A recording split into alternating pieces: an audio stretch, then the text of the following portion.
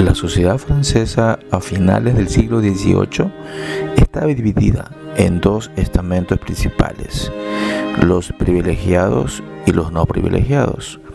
Los privilegiados estaban representados por la nobleza y el clero, mientras que el grupo de los no privilegiados, también conocido como el tercer estado, estaba compuesto por el pueblo común.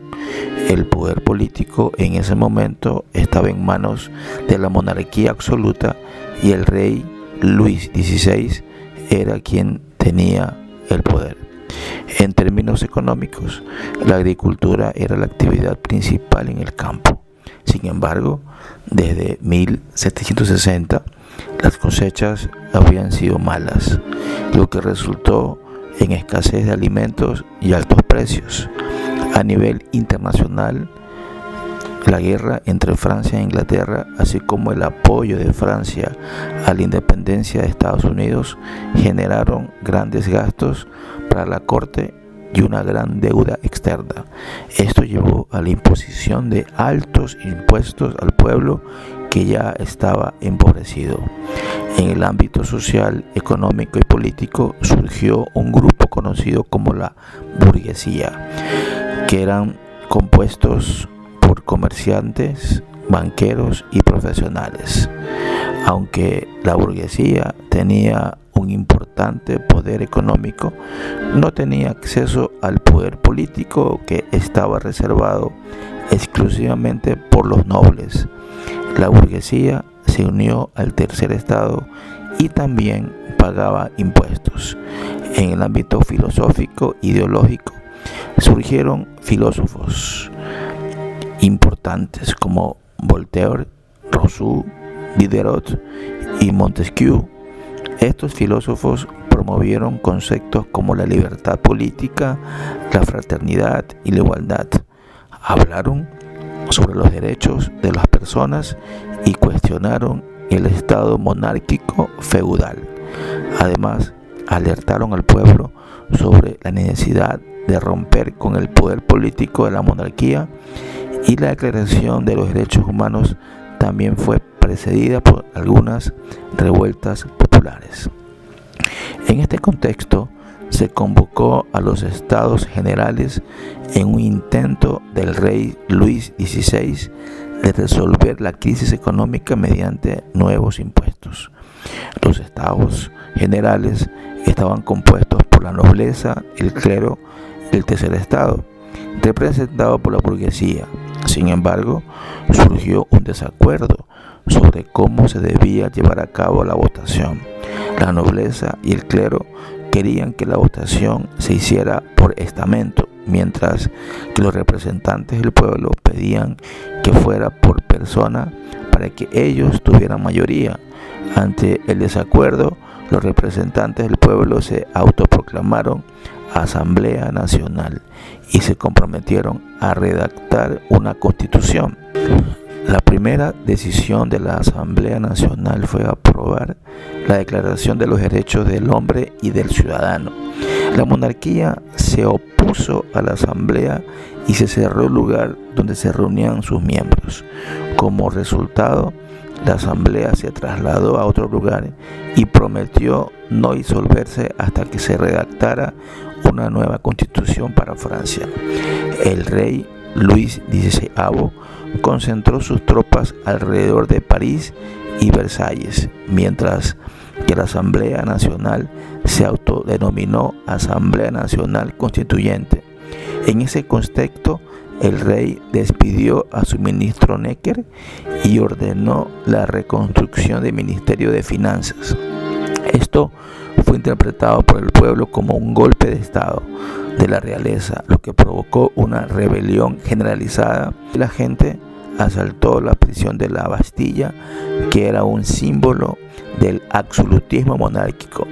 Las revueltas se extendieron por toda Francia y la única autoridad reconocida por el pueblo fue la Asamblea Nacional Constituyente. Esta asamblea suprimió las servidumbres personales, abolió el feudalismo, estableció la igualdad de la recaudación de impuestos, eliminó los diezmos de la Iglesia y puso fin a los privilegios de esta.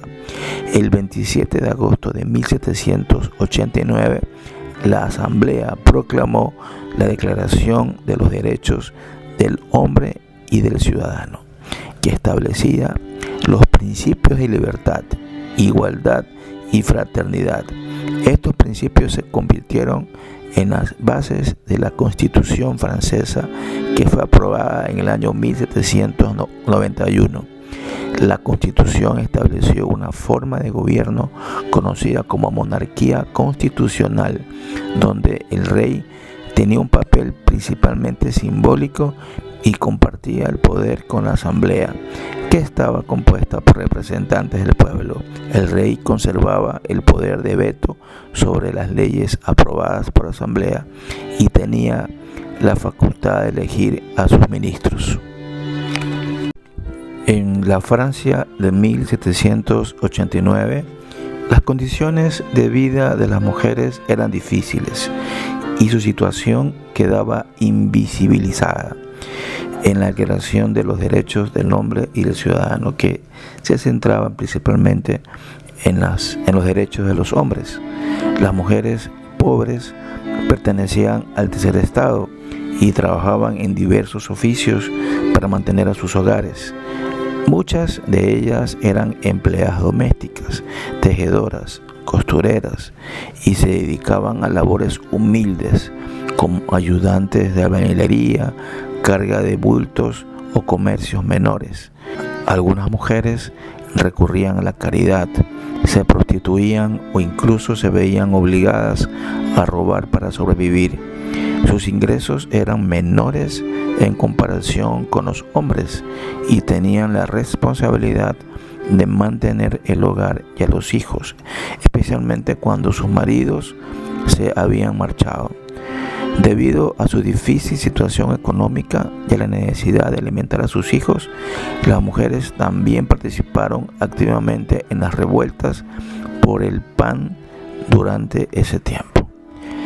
En términos políticos, las mujeres de clase alta también enfrentaban exclusiones, aunque tenían cierta ventaja económica en comparación con las mujeres del pueblo. Seguían siendo excluidas del ámbito político. A pesar de la participación activa de las mujeres en los acontecimientos de la Revolución, la Declaración de los Derechos del Hombre y del Ciudadano no les otorgaba derechos políticos, negándoles su libertad e igualdad con respecto a los hombres.